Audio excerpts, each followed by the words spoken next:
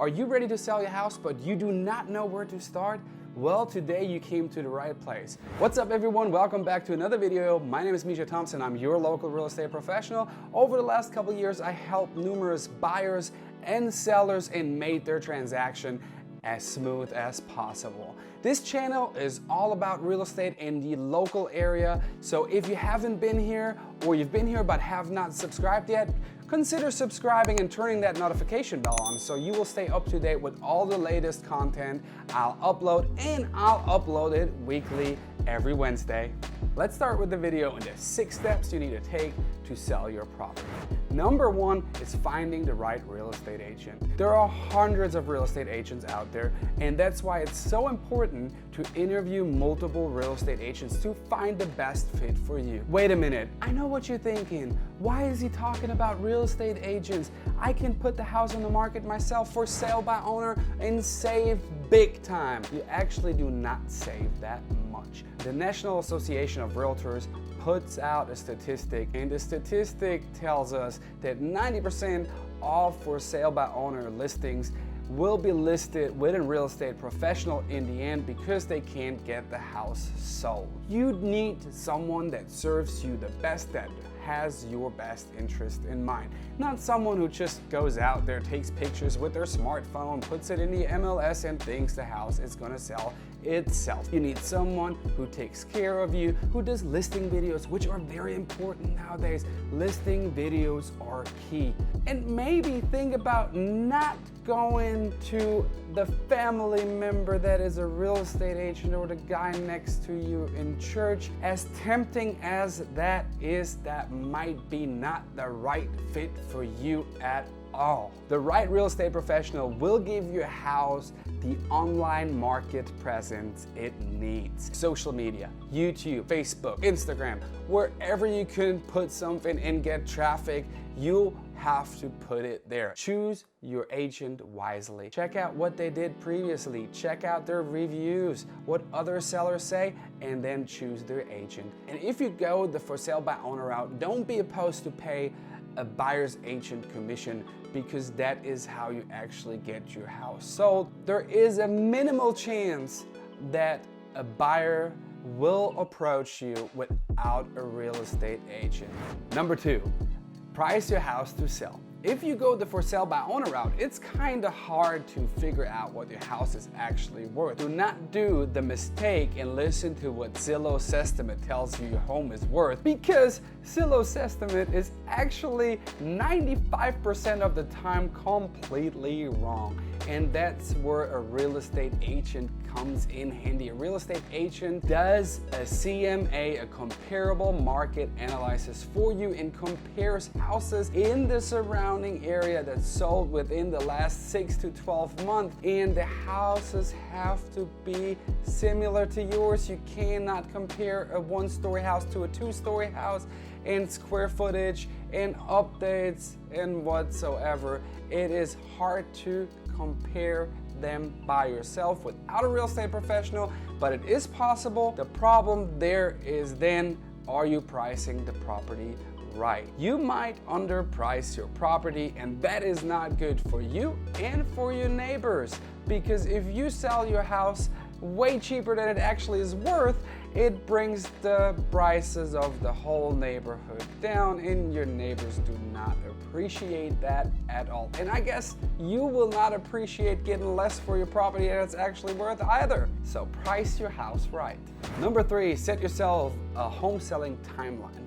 And that is very important for you because it keeps all the stress off of you and more enjoyable for you. If you plan accordingly what you have to do prior to get the house listed, during the time the house is listed, what you have to do when the house is actually under contract, you will have less stress. Make sure you know what you need to do prior to list your property, where the agent comes in very handy, because the agent actually can tell you what you should do and what you should not do, and they can give you a checklist. While we're at it, I'll put a checklist in the description below you can download and use to make sure you have everything you need set and done before listing the house. But you do not need to go overkill and check all of the check boxes on the checklist. Make sure the major check boxes are checked and everything you can do, but that checklist helps you to get set prior to listing. And it's in the description below to download for you. And if you have any other questions, put them in the comments. When the time comes to list the property and finally hits the market, make sure you plan accordingly as well,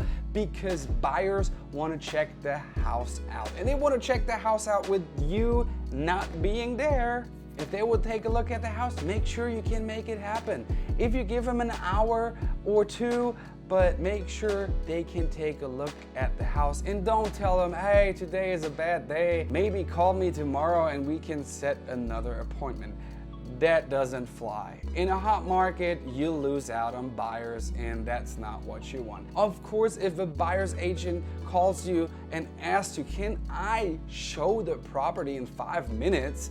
No, you can't. I can't be out in 5 minutes unless you are not at home, and it's okay, and it is communicated with your listing agent prior that they can show it anytime they want. If the house is vacant, it's easy peasy lemon squeezy. You don't really have to schedule it, because it most likely is a go and show, and the listing agent will tell the other agent and the buyer that they can go whenever they would please. Well, you also have to plan when the house is under contract, because you got to plan when you actually have to move out of the house, when you have to close, and when the house has to be empty. So make sure all those schedules are in place for you to have a smooth and easy, stressless transaction. There is always a little bit of stress, but it's less stress with a plan.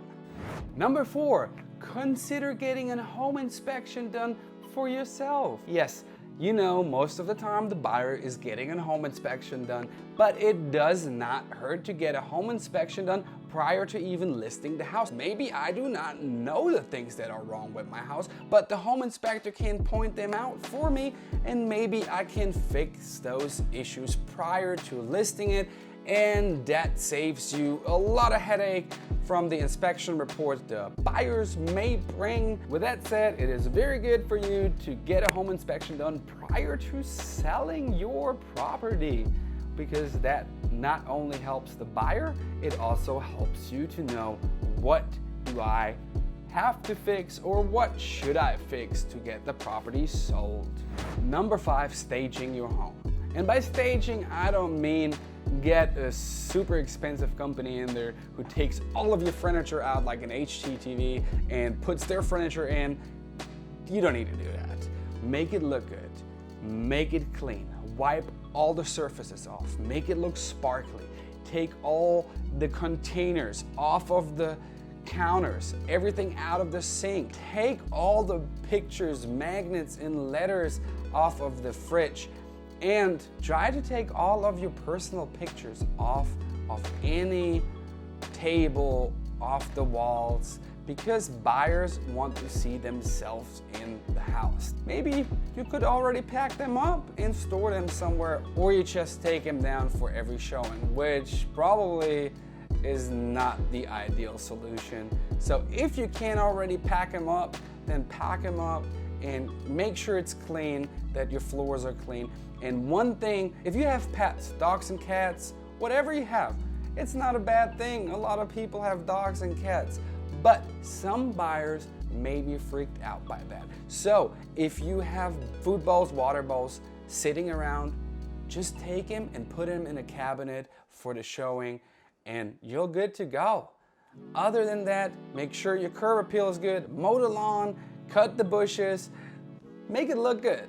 And that increases your chance of getting an offer faster. Always put yourself in the buyer's shoes and think what you would not like to see when you walk through your own property. Number 6, negotiate the offer. Yes, you finally got the offer, or you got the offer pretty quick, who knows? But negotiating the offer starts with the initial offer of a buyer, or in a current market situation, maybe more than just one offer, which can be pretty easy if you have an agent on your side who can tell you what you could do and what you can do and what you should do. But if you're all by yourself, don't give in to everything the buyer asks just because you want to sell the property. Try to negotiate in the best possible way for you. A real estate agent really can help you negotiate the closing cost, how much you can pay the buyer, how much the buyer can ask for, how much earnest money to put down, the closing date, the contingency deadlines, the due diligence period, and all that kind of stuff. And sometimes, if your house is on the market for one day, you get an offer and it's a lowball offer. But what are you gonna do? Are you excited that you can sell your house pretty quick? Or are you not as excited because you don't make as much money as you think you should? So if you really do not want to work with a real estate agent, that's fine. Try it for sell by owner, that's good. If it doesn't sell and you wanna list the property with a real estate agent, maybe you should give me a call, 660-624-2196. And when you want to list it with an agent right off the get-go, you can give me a call as well, 660-624-2196. I am more than happy to help. Well, everyone, that was my little video about selling your property and getting it sold. If you have any questions, put them in the comments below or contact me anytime. Send me an email, text me, call me. My contact information are in the comments below, as well as that checklist. Don't forget the checklist. And if you are actually not selling your property, but you're buying a property, I made a video about that as well. Make sure you smash that thumbs up button for my self-esteem so I can keep doing those videos and feel good about it. And I'll see you in the next video. Wait a minute, I forgot. Gosh, if you want to check out some other videos of mine, make sure you click them right here. And if you don't find the video you're looking for, put it in the comments below what you would like to see, and I'll make a video about it. I promise. I read those comments actually, and I answer all of them, and I make videos out of them. Check those out, comment below, hit the subscribe button, thumbs up, and I'll see you in the next video.